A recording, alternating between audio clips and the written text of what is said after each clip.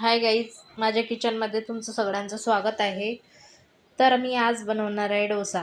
डोसाचं पीठ बघून घ्या किती छान आहे आणि याचा डोसा पण खूप छान होते. हे हे मी बाहेरून मागवलेला आहे. तर बघा हा डोसा खूप जणांनी कांदा टोमॅटो वगैरे हे सगळं वगैरे घालून खातात डोसे. तर मी नाही का आज मी कांदा लसूण मसाला टाकून बनवणार आहे डोसा आणि त्याच्यावरून तूप.